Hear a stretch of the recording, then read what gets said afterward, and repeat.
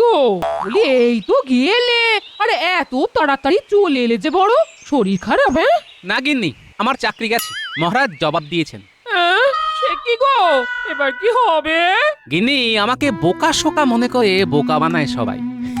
আমি বোকা নই, আমি কৃষ্ণনগরকে ভালোবাসি। এই ভালোবাসাকে সবাই মূলধন করে করু। মহারাজ আবার আমাকে ডাকলে আবার আমি যাব। ও বলি দুঃখ পেও না গো, দুঃখ পেও না, দেখো সব ঠিক হয়ে যাবে সব। তুমি শান্ত হও দেখি, শান্ত হও, শান্ত হও। আমি শান্ত আছি গিন্নি, শুধু ভাবছি যে মন্ত্রী মশাই ওখানে গিয়ে কি করছেন। কারণ উনি নিজেকে খুব বিচক্ষণ মনে করেন, কিন্তু উনি এও জানেন উনি তা নন। দেখা যাক কি হয়।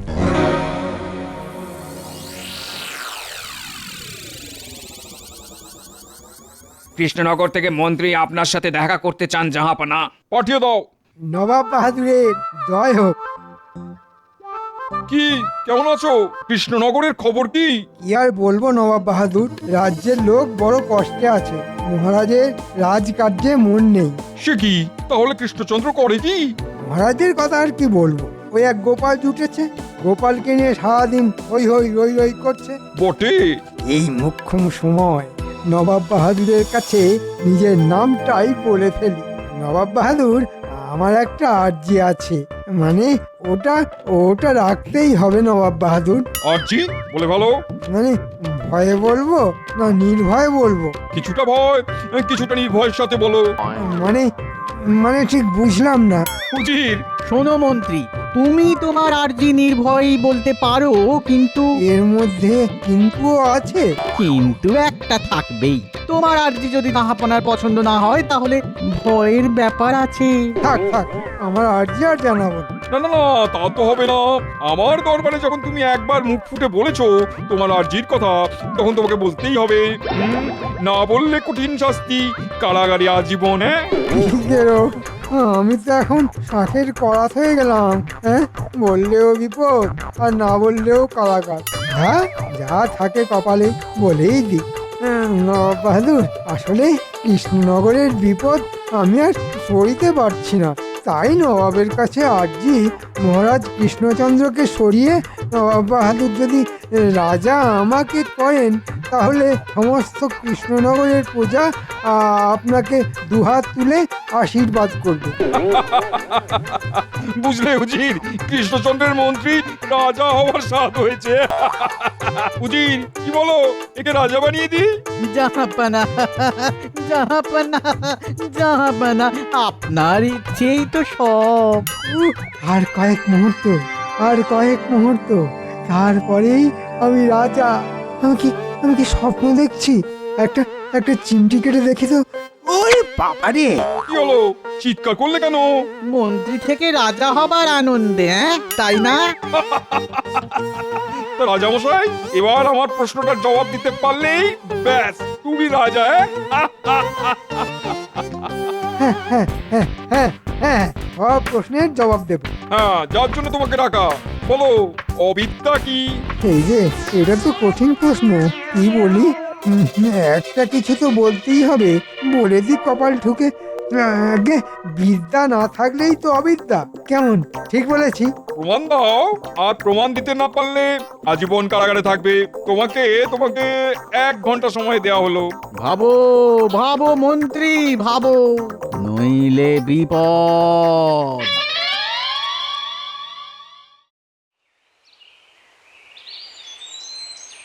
কি গো গোপাল দাদু, তোমার আজ ছুটি নাকি? কয়েকদিনের ছুটি পেলাম রে, ভালোই হয়েছে তোরা এসেছিস। হাতে হাতে ঘরের চালটা একটু সারিয়ে নি। 3-4 দিনের মধ্যেই আমাকে আবার মুর্শিদাবাদে যেতে হবে। কেন, তুমি কেন যাবে? তোমাকে তো মহারাজ জবাব দিয়েছেন। দেখো, মান অপমান বাদ দাও। যখন দেশের প্রয়োজন পড়ে তখন মান অপমান মনে রাখতে নেই গিন্নি। দেশ আগে, রাজার উপর আমাদের রাগ থাকতেই পারে, রাজার উপর রাগ করে দেশের ক্ষতি করা মূর্খামি। বুঝলি বাবারা, দেশকে ভালোবাসতে হবে, তবেই দেশও তোদের ভালোবাসবে।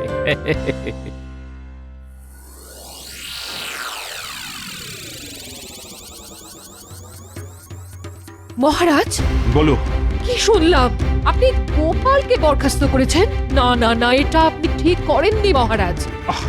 গোপাল না মাঝে মধ্যে বড় অদ্ভুত ব্যবহার করে, যার কোনো ক্ষমা নেই। আমি সব কিছু খবর পেয়েছি। আপনি আপনার মন্ত্রীর ওপর ভরসা রেখেছেন। আপনি তো জানেন আমাদের কৃষ্ণনগরকে বহুবার বহু রকম ভাবে গোপাল রক্ষা করেছে। সেসব মহারাজ আপনি ভুলে গেলেন? আমি ভুলিনি রানী, ভুলিনি, কিন্তু তবু সব কিছুরই একটা নিয়ম আছে। না না মহারাজ, আপনার এই কাজকে আমি একদমই সমর্থন করতে পারছি না। দেখবেন আপনি খুব শিগগির আপনার ভুলটা বুঝতে পারবেন মহারাজ। কি মন্ত্রী, তোমার 1 ঘন্টা তো শেষ, এবার আমার প্রশ্নের উত্তর দাও। মানে আর বিদ্যা নেই, বিদ্যার সাথে কোনো যোগাযোগ নেই, তাকেই অবিদ্যা বলে। তাকে ঘন্টা বলে। রাজা হওয়ার খুব শখ, হ্যাঁ? নিজের রাজার বিরুদ্ধে নালিশ। কৃষ্ণচন্দ্র তোমাকে আমার কাছে বিশ্বাস করে পাঠিয়েছে, আর তুমি তার সম্পর্কে আমার কাছে বদনাম করছো। বেঈমান, তোমাকে এই মুহূর্তে আমি কারাগারে বন্দি করলাম। প্রহরী, আমাকে ক্ষমা করে দিন নবাব বাহাদুর, আমার খুব ভুল হয়ে গেছে, আর এমনটি হবে না, এই আমি নাকে কানে খত দিচ্ছি। থামো, অনেক সহ্য করেছি। বেঈমানের কোনো ক্ষমা নেই। প্রহরী, নিয়ে যাও একে কারাগারে। আর উজির, কৃষ্ণনগরে খবর পাঠাও। আমার প্রশ্নের উত্তর দিতে না পারলে মন্ত্রীকে আমি ছাড়বো না। যথা আজ্ঞা জাহাপানা, আমি এখনই দূতকে পাঠাচ্ছি।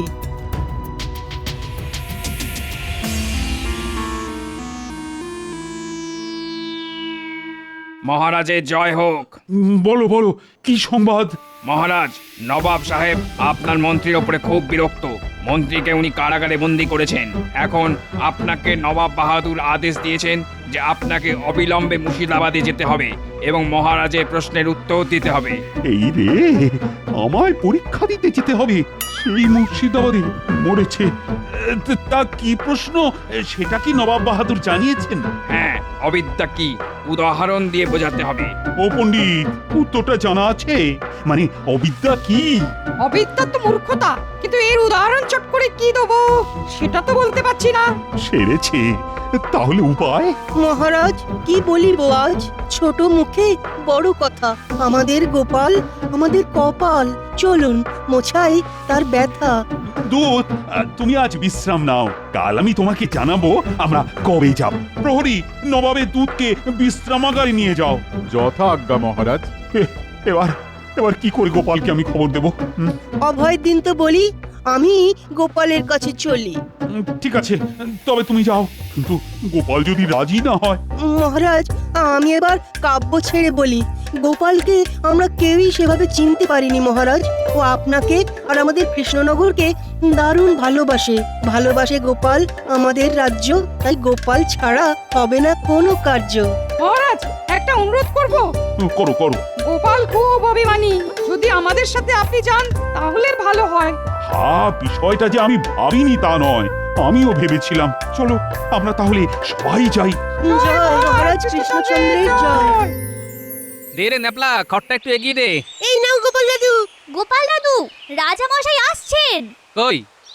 নেমে এসো গোপাল, তোমার সাথে যে আমার কথা আছে। নেমে এসো গোপাল ভাই, তুমি ছাড়া আর উপায় নয়।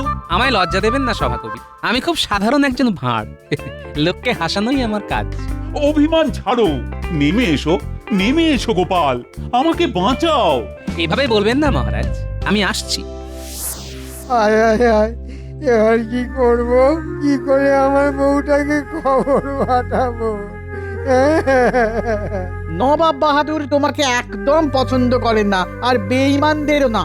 আমার খুব ভুল হয়ে গেছে উজির সাহেব, নবাব বাহাদুরকে বলে আমাকে ছেড়ে দেবার একটা ব্যবস্থা করে দিন না।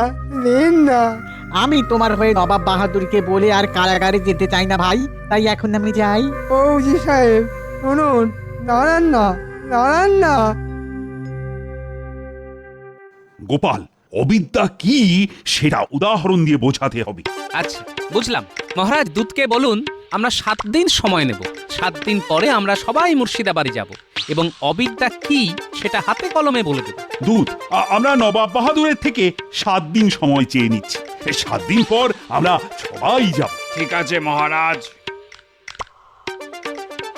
মহারাজ, আমি আজকেই ছদ্মবেশ ধরে মুর্শিদাবাদে যাব। আমাকে এর জন্য 10টা মোহর দিতে হবে মহারাজ। ঠিক আছে, আমি এক্ষুনি খাজাঞ্চির কাছে খবর পাঠাচ্ছি। প্রহরী, খাজাঞ্চিকে ডেকে আন। আমি মোহর নিয়ে এক্ষুনি মুচির কাছে যাব। একটা ভালো জুতো বানাতে হবে। মুচি জুতো মানেটা জানবেন 7 দিন পরে। আর একটা কথা মহারাজ, আপনি মুর্শিদাবাদে পৌঁছে নবাবকে বলবেন যে গোপালের মন খারাপ, ওর একটা মূল্যবান জিনিস হারিয়ে গেছে। পরে আমি গিয়ে সব বুঝিয়ে দেব। কথাটা মনে থাকবে তো? থাকবে থাকবে। দাও দাও খাজাঞ্চি, গোপালকে 10টি মোহর দাও। এই নাও গোপাল নাও। আমি এবার তবে যাই মহারাজ। যাই বলতে নেই গোপাল, বলো আসি। আসি মহারাজ।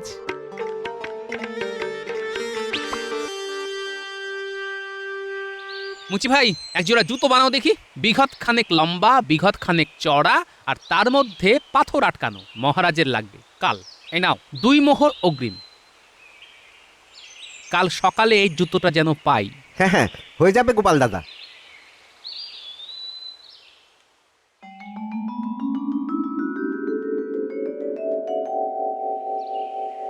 কৃষ্ণনগরের মহারাজ 7 দিন পরে আসবেন। 7 দিন? ঠিক আছে, 7 দিন পরে না এলে কৃষ্ণনগর আক্রমণ। যথা আজ্ঞা জাহাপানা। আমার ছদ্মবেশটা কেমন হয়েছে গিন্নি? সাধু সাধু লাগছে? তাই ছদ্মবেশ ধরে তুমি মুর্শিদাবাদ যাবে? যাব না?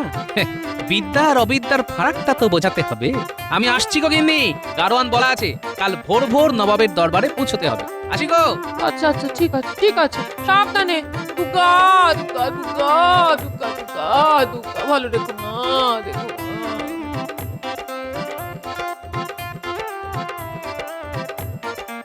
এই জুতোটা প্রাসাদের এই দরজার সামনে ফেলে দিই, তারপর মজা দেখি।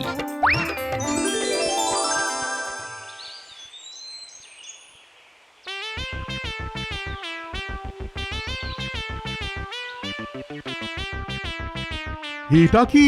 হ্যাঁ, জুতো। ওরে ওরে, এই আবার কি রকম জুতো? এত বড় জুতো!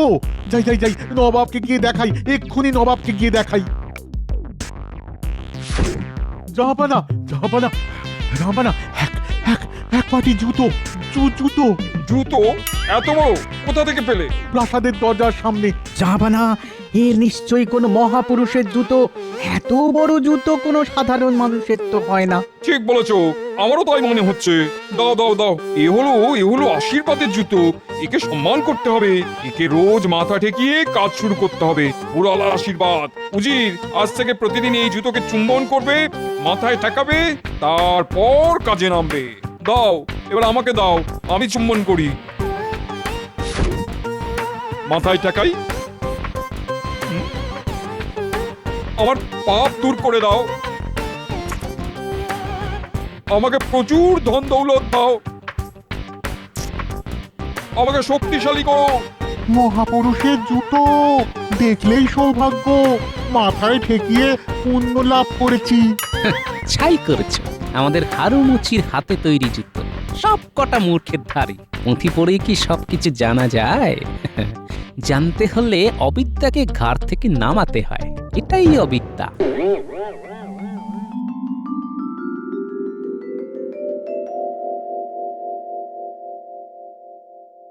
গোপাল কোথায় কৃষ্ণচন্দ্র? ওই গোপালের খুব মন খারাপ। কি যেন হারিয়েছে বলে তার মন খুব খারাপ। বলল আপনারা যান, আমি আসছি। এবার বলুন নবাব বাহাদুর, আমার মন্ত্রী কি করেছে? ও একটা বোকা এবং বেঈমান। আমার কাছে বেঈমানের কোনো ক্ষমা নেই। তুমি ওকে পাঠিয়েছিলে, ও এখানে এসে তোমার বদনাম করে নিজে রাজা হতে চাইছে। আমি ওকে কারাগারে বন্দী করেছি। এখন বলো, অবিদ্যা কি? এবার নবাব বাহাদুরের কাছে যাবার সময় হয়েছে। তাড়াতাড়ি না গেলে আবার মহারাজের বিপদ। বলো, অবিদ্যা কি?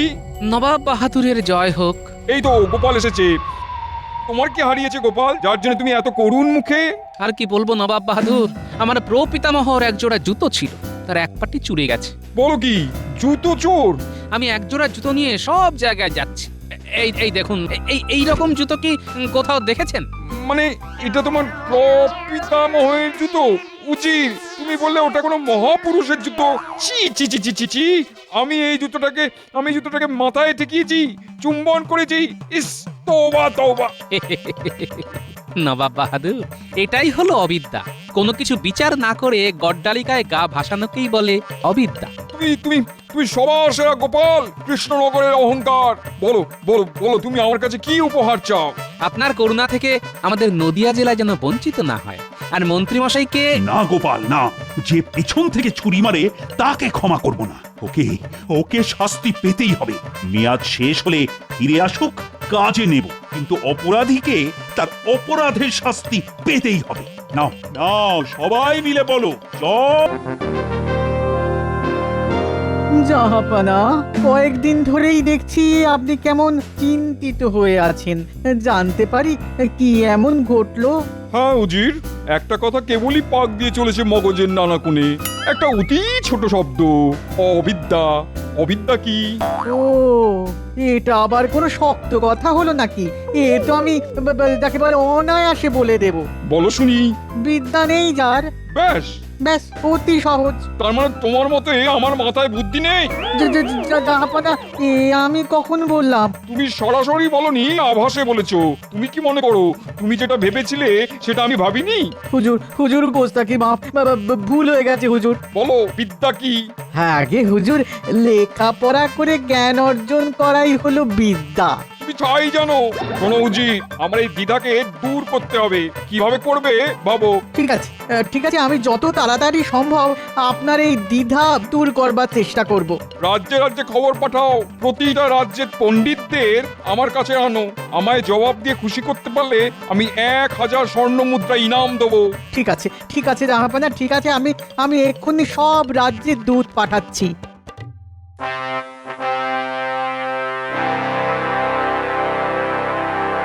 মহারাজ, নবাবের দূত এসেছেন। এই রে, আবার কি হলো? এই নবাবের দুধ এলেই না ভয়ে বুকটা কেমন ধড়ফড় করে। যাও যাও প্রহরী, ডেকে নিয়ে এসো নবাবের দুধকে। যথা আজ্ঞা মহারাজ।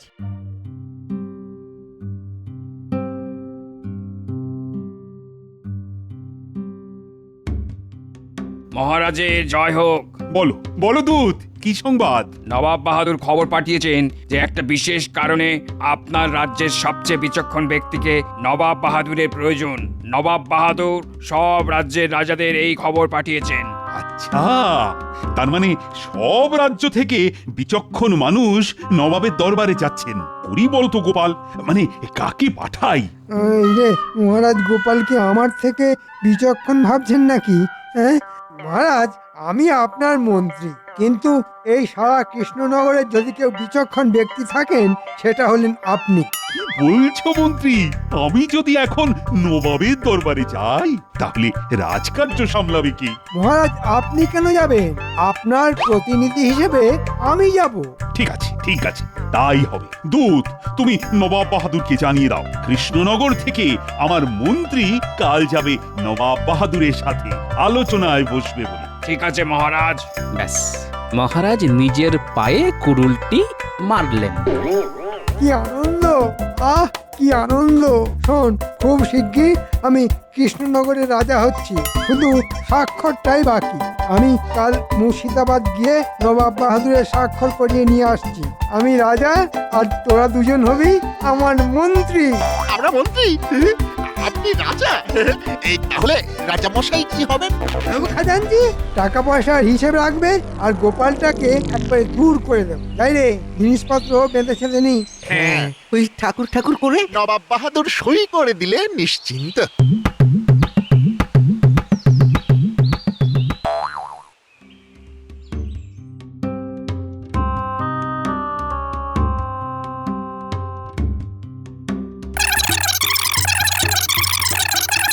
কৃষ্ণচন্দ্র আমার দরবারে মন্ত্রীকে পাঠালো। মন্ত্রী বিচক্ষণ, আমার সাথে এভাবে মজা করলো। ঠিক আছে, আমিও দেখছি। আমার প্রশ্নের উত্তর না দিতে পারলে কারাগারে বন্দি করব। আসুক মন্ত্রী। জাহাপানা, এটা তো আপনাকে অপমান করা। পড়াচ্ছি অপমান? দূত, তুমি এক্ষুনি যাও। মন্ত্রী হলো কৃষ্ণনগরের সবচেয়ে বিচক্ষণ। রাগে আমার গা টনটন করছে, মাথা ঝনঝন করছে, কান ভন ভন করছে। আপনি শান্ত থাকুন। কালকে মন্ত্রীকে শিক্ষা দিতে না পারলে আমার শরীর শান্ত হবে না। এই কি গো, কি অত চিন্তা করছো? হ্যাঁ, মন্ত্রী মশাইকে নবাবের দরবারে মহারাজ পাঠালেন। তাতে তোমার এত চিন্তার কি হলো? সে তুমি বুঝবে না গিন্নি। মন্ত্রী মশাই যে কি ভাঁজ ভাঁজবেন নবাবের কাছে তা ঠাকুরই জানেন। মহারাজ যদি জেনে বুঝে নিজের পায়ে কুড়ুল মারেন তাহলে আমরা আর কি করতে পারি বলো গিন্নি? আমার কাজ শুধু দেখা, আর মহারাজ বিপদে পড়লে মহারাজের পাশে দাঁড়ানো আর বিপদ থেকে উদ্ধার করা।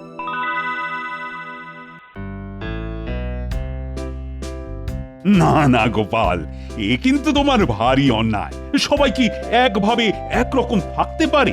বোকা সরল একদিন না একদিন তো তাকে ঠিক মানুষ হতেই হবে। ঠিক কথা। তাহলে মন্ত্রীমশাই এখন মুর্শিদাবাদে মানুষ হতে গেছে। মানুষ হতে গেছে মন্ত্রী মশাই। এতদিন ছিল পশু, বুদ্ধির বিকাশ ঘটেনি এখনো, ছিল সে কোলের শিশু। দেখো সভাকবি, মন্ত্রী মাঝে মধ্যে গোলমাল করে ফেলে বটে, কিন্তু তবু তো সে রাজ্যের মন্ত্রী, তার তো একটা সম্মান আছে। ক্ষমা করবেন মহারাজ, করেছি গর্হিত কাজ। মহারাজ, আমি কামনা করি এবার অন্তত মন্ত্রীমশাই এমন কিছু কাজ করবেন না যাতে করে আবার আমাকে তার ভুলের খেসারত দিতে যেতে হয়। আমি তো তার ভুলের খেসারত দিতেই আছি। কি এত বড় কথা? তোমার খুব অহংকার, তাই না? ঠিক আছে ঠিক আছে, আজকের পর থেকে তোমাকে আমার আর প্রয়োজন নেই, তুমি আসতে পারো। ঠিক আছে মহারাজ, আপনার আজ্ঞা শিরোধার্য। আজ থেকে গোপালের নাম আমার কাছে আর কেউ করবে না। আজকের মতো সভা এখানেই শেষ করলাম।